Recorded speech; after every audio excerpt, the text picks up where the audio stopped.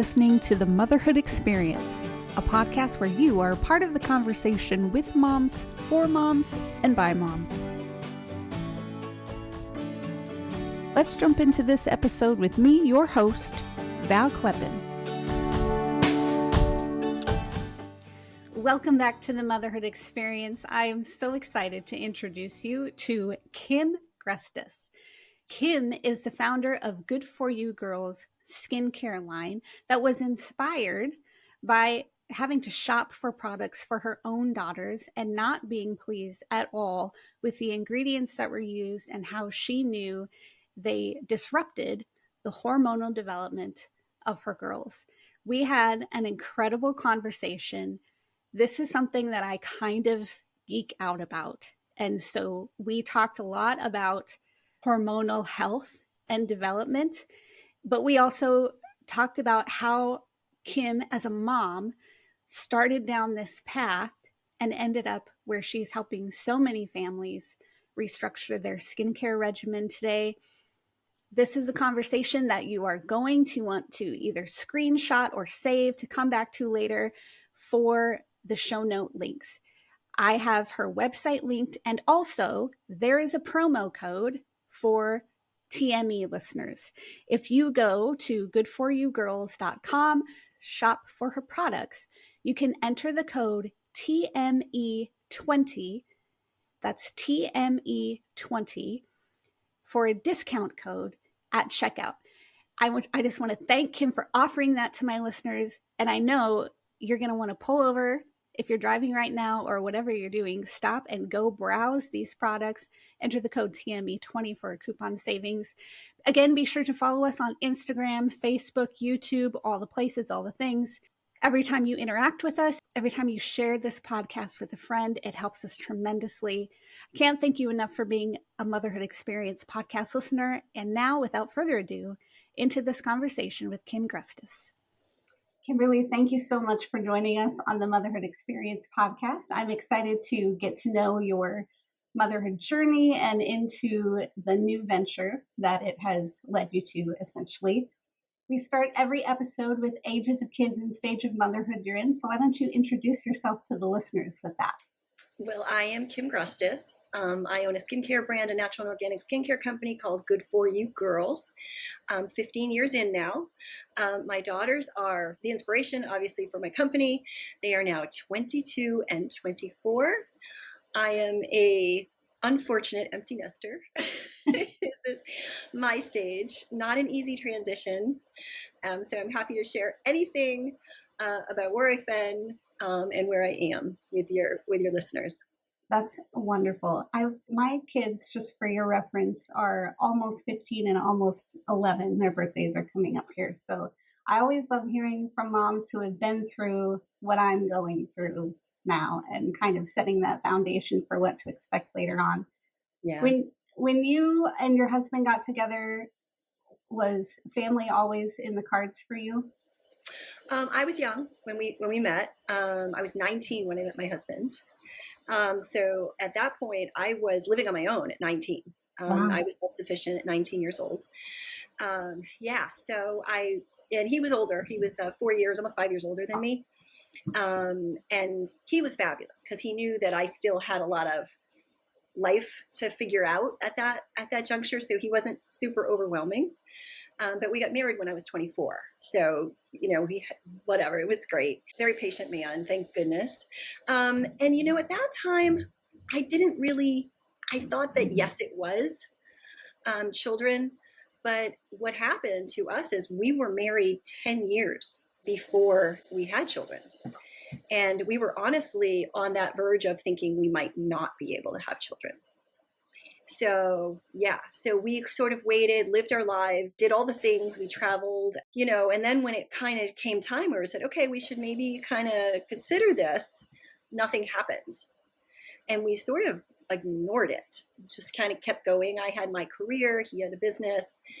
And then it was, okay, maybe this really isn't a thing that's going to happen naturally. We might have to intervene. And I was still a little bit nervous about, that. I was sort of in denial. So what ended up happening, ironically, is I quit my job. I worked for sport nutrition companies. That my background is in nutrition. So I worked for really large nutrition companies, and I ended up starting my own advertising agency. So I jumped ship from the corporate and started my own agency. 4 months later, I was pregnant. So not that I didn't have any more stress in my world. I had tons of stress in starting my own thing. And then 4 months later, I was pregnant. So here I was trying to get clients, walking in pregnant, and they're going, "We're hiring you." And I'm like, "Yeah, you are." But by that point, I had really built up a reputation for being really good in that space. So I had brands coming out of the woodwork to hire me in the sport nutrition fitness industry. So I was thankful that I had all that time to really build up a reputation, so that that when I went on my own, I had clients immediately. And I've worked every day since I turned 16. I'm just that kind of person. I've never, even in motherhood, I never took a day off. I think I joke with people that I've taken 2 naps in my lifetime. But I think that's really, I can count. That's just not who I am. I am just kind of that fueled kind of person. Trust me, I was exhausted. Did I need a nap? Yes. Should I have given myself naps? Yes. Did I? No. So, we look back at those times, and that's why I'm an advocate for, all women in all stages, because I've been there. And when you're at my stage, you can admit where you failed, where you could have done better, should have done better. So, like I said, I love to be an advocate for women in all stages of their lives, because I feel like I've been there, done that. And I can say, yeah, no, don't do that, or look into this. And I loved advice. I was one of those women who, when I was pregnant, when other women love to talk to pregnant women, or they love to talk to other moms, right? And I would love the information. Like, I'm just going to tuck that away somewhere, and just, if I need it, I need it. Not all women are that receptive, because I remember, as a woman, you see a pregnant woman, you want to give her advice. You want to tell her all the things that people aren't going to say or tell you, and all of that. And some people just don't want to. And I think that the more knowledge you have, it's only better. It just makes it better, because you never know when you're going to need that information. And you will need that information.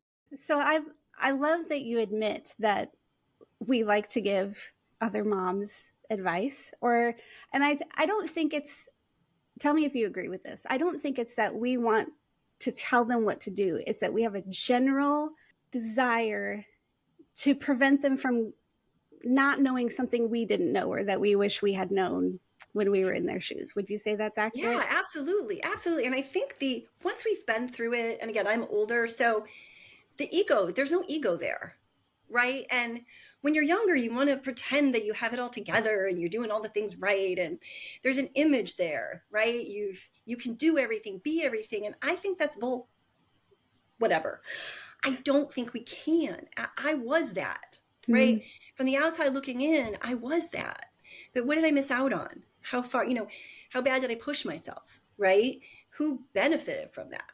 Because everybody else benefits but you, right? That's the thing in the self, I'm Gen X, their stories, right? They talk about us. I mean, we're tough. We're really, really tough. And I was in that generation where they lied and said, you can have it all. Yeah. Right? They did. Yeah. And you can have it all. But yeah, no, your kids have it all. Your husband has it all. The house has it all. The dog has it all. And you don't have anything. Yeah. Let's be honest. And and then I heard someone, again, years ago, said, you can have it all, just not at the same time. Yeah. And I think I love where we are as a community of women now, because we're so much more honest about it.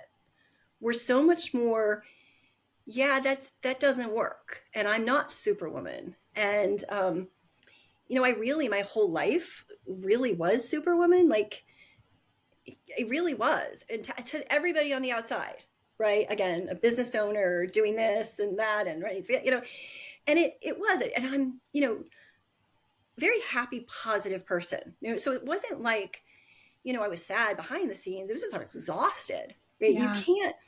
You can't keep that pace up. Something has to give. And, my health suffered, hormonally I suffered. there was a lot of that. And, you know, it's, again, with age comes wisdom, and I embrace it. And that's why I found myself at a restaurant yesterday, or at a bar, restaurant, my husband and I, and there were three women sitting next to us that were there for their birthday. And they were all in their 40s. And God, I was giving them so much. I was just purging that advice left, like, and they were loving it. I was encouraged, like, girl, this is what you got, you know, like, and they were so receptive, and I loved it. And that's what we need to do as women, as a community. Yeah, I love that. And we were never that before, Mhm. right? We Yeah. were never that. We were always this picture, this image. Even I look back on social media again, TikTok and things, you know, how there is that real, but it's still not sometimes, right? I remember Yeah. when Instagram came, you know, Facebook came out, and Instagram, and it was, I remember seeing a thing, and it said, it was a t-shirt or something. It said something about, yeah, this is what you're on Facebook, but what's the real life look like? Right? We put those pretty pictures out there, and we present that. And yeah, sometimes we want to feel that, and sometimes that, right? But I think it's very disingenuous to the overall picture of just being what it means to be a woman. That's so good. How did that translate then to raising two girls? As you're discovering all of this and finding out, you know, Gen X, I'm at the tail end of Gen X, was like, you can be everything. That was the message that we received. I remember even hearing talks about how to climb the ladder, you can't step on the backs of other people, right? Like we all have to help each other up and all of this to get to the top of every ladder we want to climb. But Yeah. how did that translate into raising your girls then to be confident but also realistic? Yeah, so mine I think was a little bit complicated. My mother was a very complicated woman. My mother had some mental health issues that I realized very early on, which is why I was so dependent, which is why I was forced out of the home at a young age. Not forced out of the home, it was my choice, but there was no choice. That was my Right. choice. You know what I Right. mean? So I grew up really, really fast. And I was that generation that, in many things, especially with the girls, like I have girls for a reason. Like I have girls for a reason. And for me, there was a lot of breaking cycles, and I was going to do things differently. And that's why I find myself very much like my career found me. I didn't, like, everything in my life kind of led me to this brand and having the thoughts and ideas that I do, and having courage around it. So for me, and my girls, what being a superwoman also, but being a business owner, my girls saw me in the good days. They saw me in the bad days. They were here day one. I mean, again, they are the inspiration because they were sick as children. That's why I'm here in this space. Oh, yeah, they were not insulated. They were not insulated at all. But what they saw, what they learned, communication, they were at trade shows when they were 8 years old. They were standing at Whole Foods during dinner time passing out samples. Like, they learned skills that normal children at that age didn't learn. And I think, again, watching me with my clients earlier and doing all of this, they did develop those skills.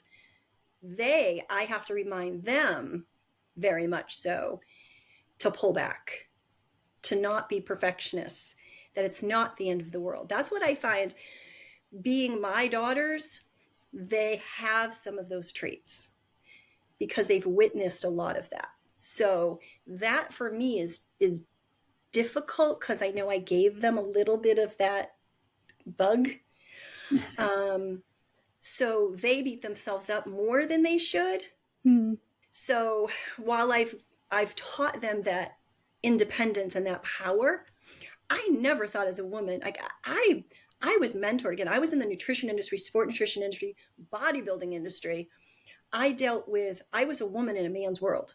And before that, I was in publishing in the sports world. So I've had amazing male mentors in my lifetime, tremendous support. I don't come from a place where you couldn't do something because you're a woman. I did it because I was a woman. Like I never had that.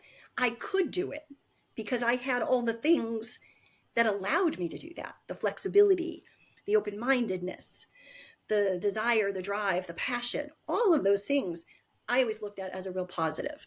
Yeah. And Yeah. again, fighting my own type A demons as they were.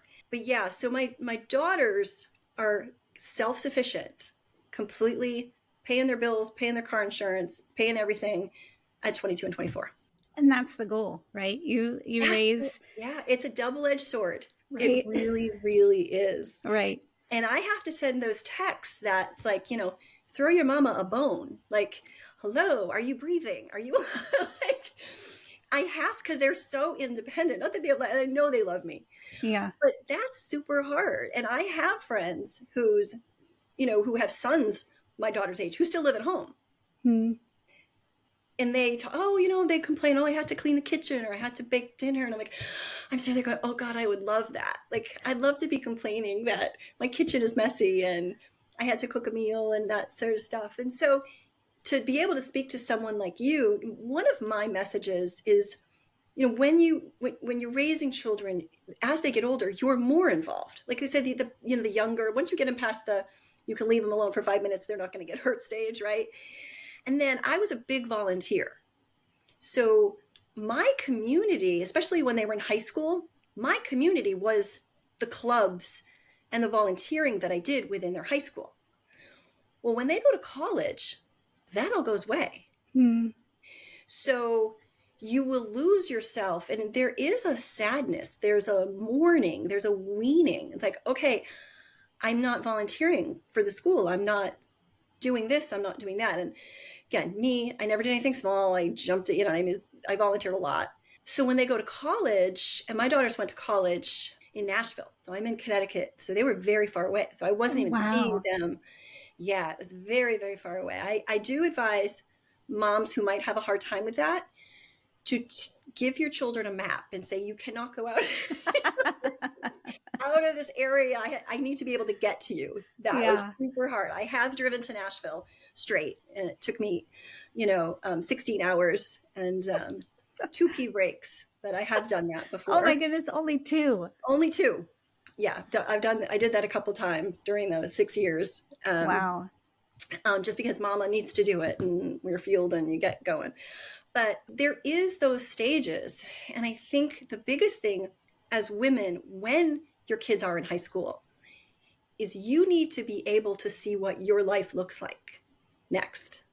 You need to be able to start planning so that when you are at that stage, when they're gone, when they're out of the house, and again, college is a first step and the real out is a bigger step, that you can kind of picture what your life might look like and start filling those voids that might be there. For me, working as much as I do, that was my fill. I filled it with work. I filled that with work. I also took care of my parents for 7 years. My mother had dementia. They passed in 2020. So it was a really hard. They died 41 days apart in 2020. Yeah, really rough. Really, really rough. Oh. So not only was I dealing with that, I was dealing with the loss, the empty nest thing. So I'll try not to well up. So that's my advice. And one of the messages I always talk about with girl moms and if their daughters are going through puberty and they need to learn self-care. I want to remind moms that they're watching you. They're watching how you're treating yourself. And if you have not done that to this point, now's the time. If you have not gifted yourself that self-care and that downtime, and I suggest doing it together, right, is often that reminder moms need because we are frazzled. We are, upside down all the time. That's the time. It doesn't happen by accident. Like your daughter's coming into puberty. You're getting perimenopausal. Like our hormones, this wonderful thing, it happens for a reason. It's just kind of crazy and we need to, when we recognize that, we can harness that. Mm-hmm. And because that empty nest or that emptiness or that void that we will feel, it's our retirement. they say men, when the men retire, sometimes they have this sense of loss because their purpose. They say that when men retire. Well, mothers, it's our retirement when our kids go to college and then they ultimately leave. So there's that. It can be a very devastating time if we are not better prepared for it, or if we're not talking about it, if we don't have a community we can lean on for that. Right. You Or know, even if you're not expecting it at all. If it yeah, comes as a total shock and surprise, I think that would make it even harder. yeah, and we really, I'm encouraged by the fact that we are now again talking about menopause. Like women are finally feeling free again. Why we weren't talking about it? Because nobody wanted to admit it. Mm, We as women didn't want to admit that in our 40s we feel like poop and we're tired and our skin's changing and our bodies are changing, and we didn't have help and companies didn't provide solutions and the OBGYN community wasn't supporting us, right? yeah. So I'm so happy that there is this movement where we're finally admitting that no, we cannot sustain like this. We need to be our own advocate. And if our doctors are not going to go on the journey with us, we just find another one that will. Yeah, that's so important. And I really hope everybody listening heard what she just said, because you do have to be your own advocate a lot of the time, and it can be exhausting. But I want to back up, and I'm so curious about this. So you were in the health and wellness, sports nutrition Yeah. space. You had two girls, and kind of in the dawn of like the super convenience, right? Everything was exploding in food. Food was marketed to be quick and easy, hands down, which is detrimental to our Yeah. health. So how are you in this health and nutrition space, in this dawn of this boom of convenience, not just food, but convenience consumerism as a whole, Yes. to taking care of yourself and taking care of your girls, having the knowledge that you had? So going back again to, I was a fitness nut in the day. I was a dancer and a gymnast. I was always fit. I was always strong. That was important to me. It was actually my mental health. That was the only thing in my world when I was younger that I could control. My body, like, was my body. So that was super, super important to me. So I learned that this thing needed to be used in order for this to get through the day, right? So I connected the two, mental health, my body and mental health, really early on. So for me, clean eating was always a thing. I was not, I could, I could, I had the ability to not eat anything that I didn't think was healthy for me. Like I didn't say, oh yeah, I'm going to eat that baguette. Like I could talk myself out of anything. It was a great, I can still do that today, except chocolate chip cookies. Those are my one. Those are my that's like one thing that you put in front of me, chocolate, and I save it for that. Like when I have to have like whatever. So when I had my daughter, so I was already a basic food person. I eat protein and vegetables, as much vegetables as I ever wanted. I don't drink soda. I never really ate junk food, processed foods. I was always just a really clean eater. And then when my daughters were born, my oldest daughter had severe asthma and allergies. I mean, we were rushing her to the emergency room for breathing treatments and EpiPens, and she would go lethargic and stop breathing. It was terrifying. She also had food allergies. So for me, we lived in abstinence. We had to do, again, everything. I prepared everything that went in and on their bodies, I controlled. And then 2 years later, my second daughter was born. She had a similar, not quite a severe asthma, but she had a hive disorder and also food allergies. So here we were figuring out my first daughter, and then it was figuring out the second. So because it was their airways, it was their breathing, there was no perfumes, there were no candles, there were no scented laundry detergents.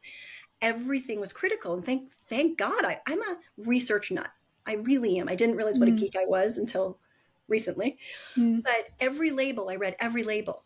And I was the gatekeeper. And I had to be because they were sick. So for me, it was just second nature. right? And making sure that they had the healthy foods and all of that. And then again, my knowledge when they hit puberty, I was appalled at what companies were slathering on our daughters, quite frankly. I was reading ingredients, and there was a bath set, a Hannah Montana bath set at Target, and my daughters loved Hannah Montana, and my oldest one, wanted this bath set. And when I picked it up and read the ingredients, I was just it was so wrong. Like, it was wrong. Like, there's no way that a company, knowing what we know about the body, about girls going through puberty, I mean, these sensitive issues going on in their body, no reason that a company would put this on a child. It just blew my mind. And so that was the start of this company. I said, wait a minute, because it kept festering in my brain. And I came back to my office and I did research, and I'm like, why are companies taking advantage of a girl's desire and just making crap? So that's why I started this company, was to keep girls away from hormone altering chemicals during this amazingly transformative time where their body is waiting for those signals of estrogen to start puberty. Let's unpack that real quick, because I know there are moms listening right now that are asking, what are you talking about? Hormone disrupting chemicals? Like, what do you mean? Yeah. So here's the best way that I can kind of sum it up. Your body is an organic machine, right? So we eat a carbohydrate. Your body knows what to do with it. You eat a protein, you eat a fat. Your body knows what to do with it. Now you start introducing your body either internally or externally to ingredients like preservatives, dyes, fragrance on our skin. So the closest chemical compound that your body thinks this is estrogen. So the body will actually take these ingredients and they mimic estrogen in the body. So that's why we call them estrogenic chemicals. And, people will say, your brands will say, oh, well, it's just a little bit, just a little bit, just a little bit, just a little bit. Well, the average young person uses more personal care products than the average woman. And in 2008, the environmental work, after I launched this company, did the first ever study where they tested the blood and the urine of teen girls. And they found over 23 hormone altering chemicals in their blood and their urine, just from topical.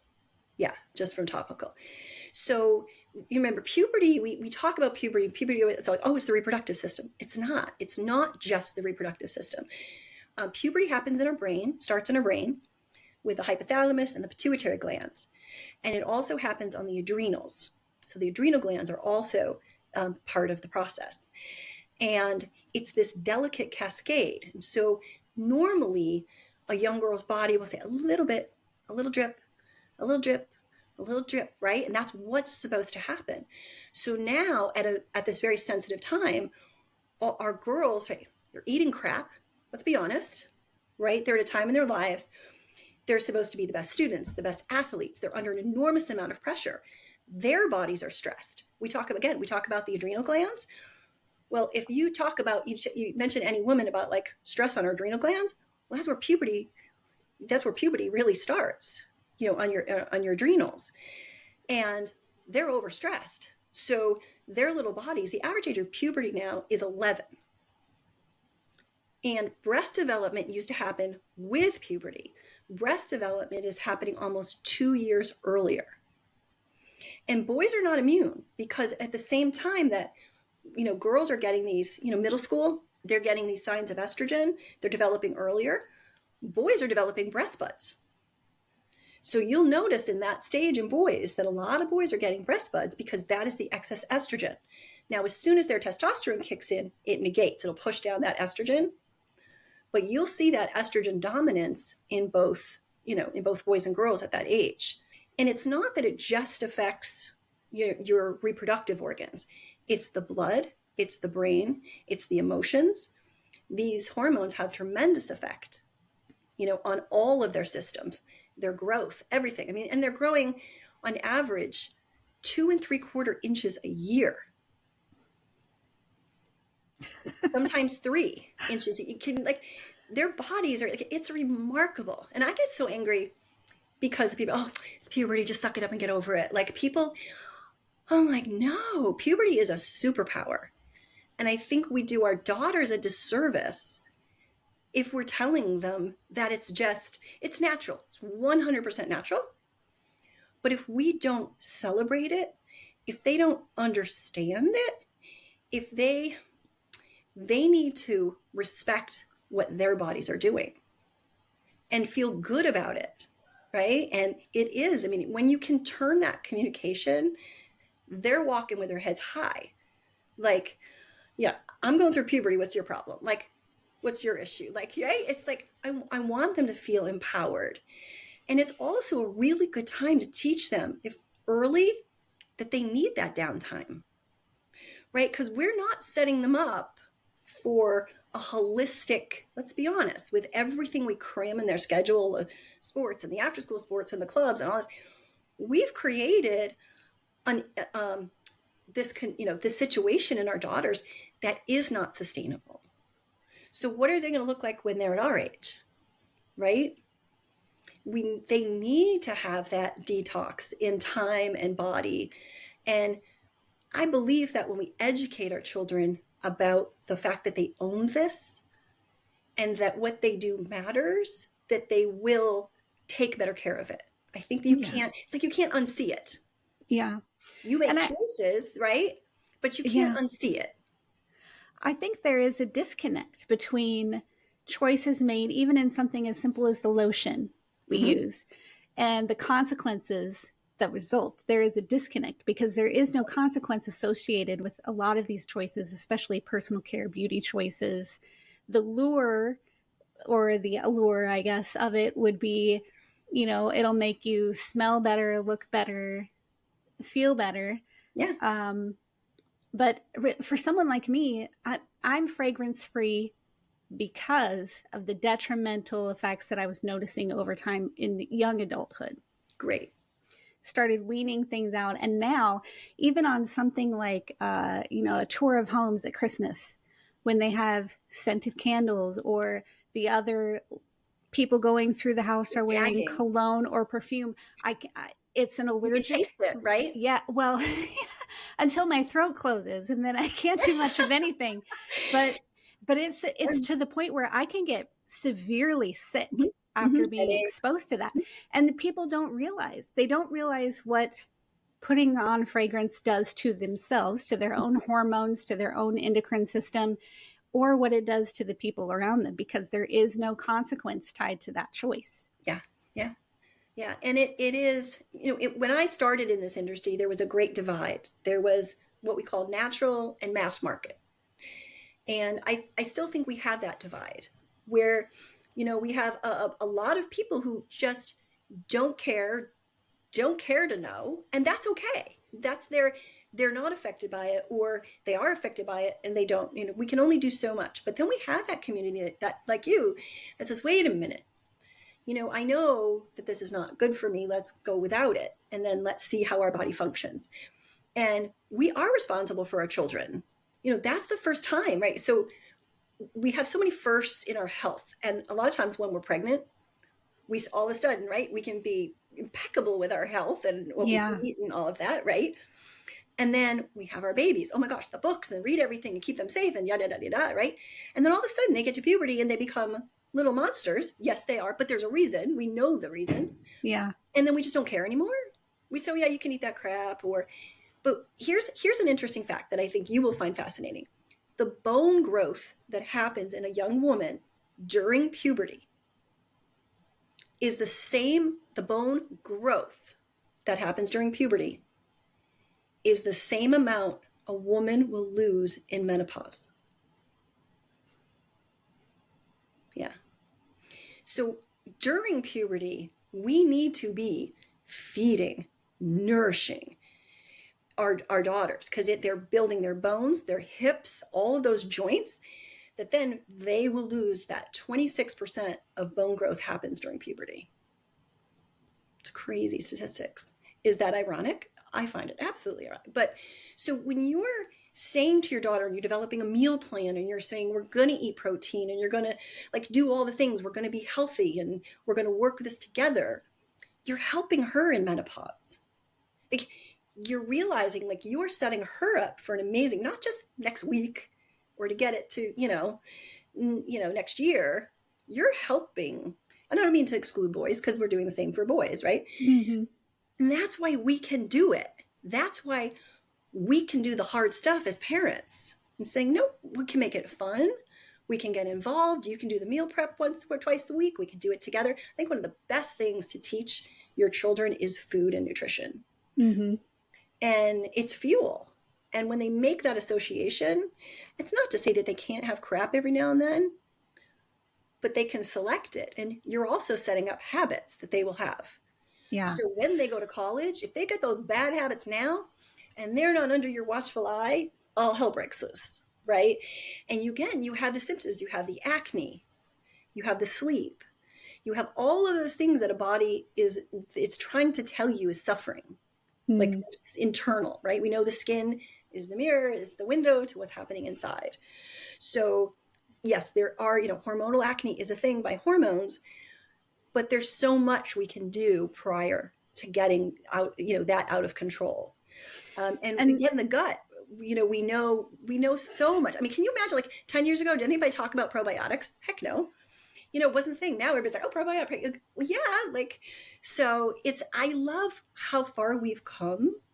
And I love encouraging parents, you got to be the bad guy. Mm-hmm. Because sometimes it hurts in the short term, but the benefit in the long term. And that's a perfect segue to a question that I want to get to with you. So you are armed with this knowledge and making these decisions in your household for your household. What was there the pushback from your girls who are out with their friends who were doing totally different things? Yeah. Were you able to communicate with them and for them to kind of understand the rationale, or were they like, what are you doing? To give you an idea. So my older daughter had an egg allergy. So there was no eating cupcakes in class. I had to make her own cupcake to take when there was a event. I had the EpiPen. So all the field trips, I had to be there with the EpiPen in case she had issues. And she didn't want, trust me, she didn't want me there. Like, she did not. I'm like, okay, I'm just traipsing through the woods, just following you with the EpiPen. Like, I had to do that. When my daughters hit high school, they both became vegetarians. And they were on the swim team and on the pool deck at 5:30 in the morning. This was not easy. It was not easy for them to be nourished. It was incredibly difficult. And what I supported them with was, okay, this is the life you choose. This is what you want to do. You need to feed your body. I will get you anything you need. Give me the list. It'll be in the fridge. But you have to learn to cook it. You have to learn to prepare it. And they did. So my oldest daughter is still a vegetarian. My younger daughter has had to incorporate meat again. She had just realized she's very tall, 5'9", and she just could not get enough protein to sustain. So she, I think it was her senior year in college, that she was sick, reintroducing protein, reintroducing meat to her diet. But they're both amazing cooks in meal prep. They made a lifestyle choice, and incredibly particular about what goes in their bodies. I love that. Like, that's one thing I love that we've done, and they will benefit in the long run. But yeah, you have to do that. I mean, and we can only do so much for them. So our window, and you're in that window right now where you're feeling a little anxious. Oh my gosh, if I don't put my thumbprint on them, if I don't, all these habits and this, I'm gonna lose. Yeah, you're right. I'll be the one to say, yeah, it's right. I will say, and I know you don't, like, nobody wants to hear that, but your window is closing. Yeah. About where you have control and make those decisions for them. But honesty is really the best thing. And sometimes it's like, give me 3 days. Like, you can do this for 3 days, then we can have a little falling off, right? So anything with that kind of plan, that little cheat, right? Be good to your body, be good to your body, and then and again identify those days. But they'll know they can study better, they can focus better. Again, it's the fuel for their body. And it's also a good reminder for us, right? As moms, we can do anything for somebody else easily. We don't always practice it for ourselves. So use it for your benefit as well. Yeah. So tell me then, I know the story behind it, the Hannah Montana garbage products, but how do you get to a point where you're sourcing Oh, yeah. pure ingredients yourself, creating products yourself, like manufacturing? How do you get So to it that was point? 8 years. I had 8 years working for other companies. So I was brand building for other companies in the sport nutrition and the beauty world. So when I started my own agency in 2000, I was taking on clients.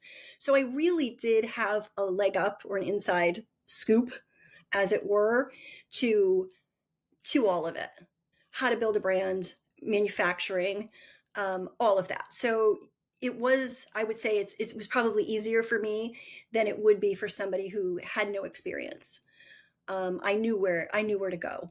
And there's a still learning curve. Again, when you're working for clients, one of the biggest things is you're working with their budgets and their right. And then you're working for yourself. You're like, oh, I have to come up with how much? What, like that's going to cost me how much? You know, there's some sobering moments there. Um, Yeah. I didn't take a paycheck. I can't even tell you how many years in this business didn't pay myself.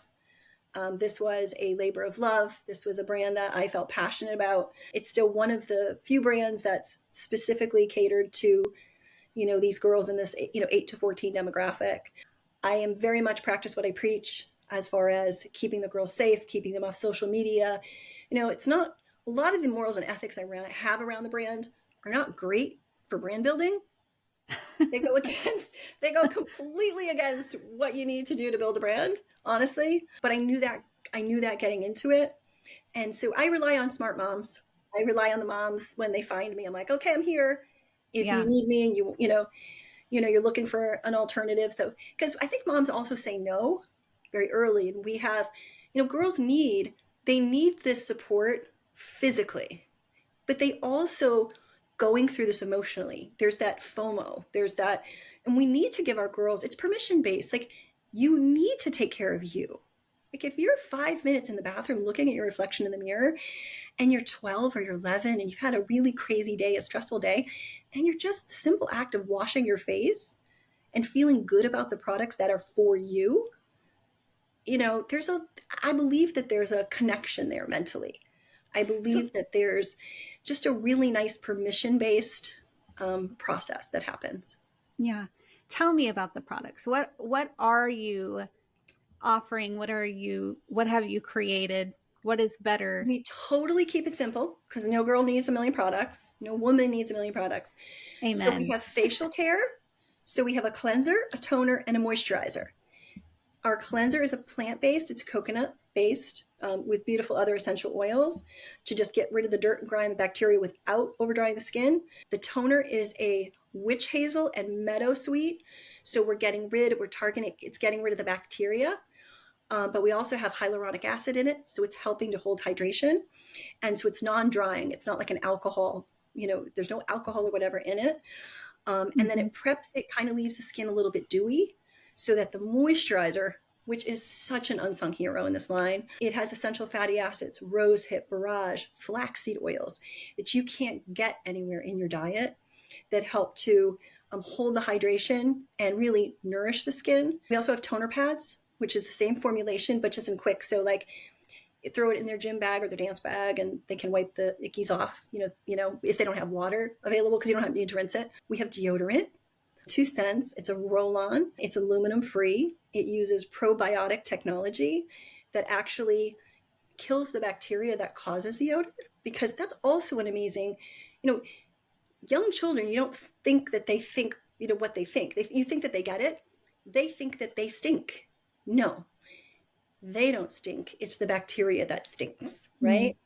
So it's aluminum free. Keep your children away from aluminum deodorant. I'm sorry. Just do it. We know too much about Don't it. be sorry. You know? So the roll-on, so the deodorant is fabulous. And then we have body care, body wash, body lotion. Done.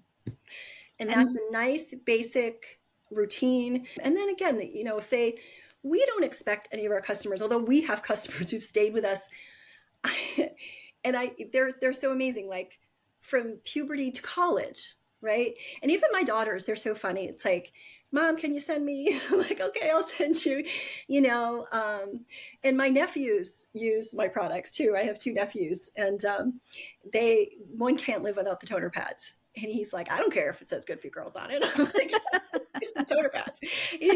My sisters call me all the time, can you send me some toner pads? I'm like, sure. So we keep it simple, and we know that they're going to come in.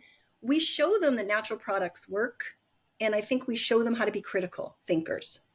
And I think that's another thing as moms, we have to teach our kids. Don't take things at face value. You're super smart. You can read a label. And if it's got 3 lines of dyes in it, colors, dyes, fragrance, then you maybe want to opt for something a little less. yeah, And I love that this generation, the future generation, they are more aware, but at the same time, they are taken advantage of by social media. You get an influencer out there, and I think social media has done a really crappy job at being transparent. Influencers have done a really bad job. Earns commission. Here's a link in my link tree, or my this or that. That's another thing that we as moms can teach our children. Follow it. Follow that link, right? How many other things do they have? And I'm not taking food off, anybody's table or whatever. But again, it's about making choices. And they do not have, at a young age, the ability to think critically about what someone is selling them. And we had right. that whole last Christmas, we had the whole Sephora kid issue. Again, 12-year-olds running, and they're damaging their skin. The biggest problem is the exposure to UV damage. That's one thing that I worry about the younger generation, and what we've seen in using a lot of these products to exfoliate these, both, a lot of these chemical, these physical exfoliants, Mm-hmm. because they're damaging the microbiome. And the microbiome is what protects us from UV damage. Mm. So, and the moisture and the hydration in your skin, I mean, it kills me because their skin is the goal. So why Yeah. is a 12-year-old listening to a 28-year-old influencer about a product to use? Their skin is completely different. And trust me, that 28-year-old would take that 12-year-old skin in a heartbeat. Mm. And those are the things I think as parents we can sit and we can look, we can listen. And I've been asked too, it's like, when my daughter comes to me with this thing, I said, okay, give her 3 days. She wants it because, I want this now, I want this now, I want this now. And everybody got the Stanley Cup, and everybody's got the Lululemon, and everybody's got the beauty products. Give it 3 days. They still want it in 3 days. You have more conversation around it. And then maybe you make another 2 days. And then usually by day 5, there's something else she wants. Like, so, seriously, it goes so fast. And then you critically, have those conversations. Well, why do you think you need it? And then let's look at the ingredients. Well, I could probably talk to you for so much longer. There's so much that I didn't dive into, and then we were on to something else by the I know time I thought of it. I can go. As you can tell, I'm so passionate about so many things. But if I've, at least sparked some, something, or given somebody a little encouragement, that's what I hope for. Yeah. Yeah. And that's what we're here for.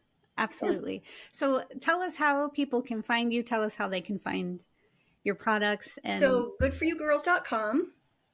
We are also available on Amazon.com if you're an Amazon shopper, and nice. Walmart.com. So no one else, it's authentic. No one else is allowed to sell it on Amazon. But if something's out on Amazon, make sure it's hard to sometimes keep inventory stocked. So, just come to the website. All of the pricing is the same. I do offer sales or specials occasionally on the website. So sign up for the newsletter if you're interested in that. And if you go to info at that will eventually reach me. So if you have a unique situation or have a question, I love those too. So don't be afraid. Don't be afraid to ask. Yeah. Well, this has been a fascinating conversation. Is something that I love talking about, but don't get the opportunity to often. So I'm so grateful that you came on. Thank you for being a guest on the Motherhood Thanks Experience. for having me. I really had fun.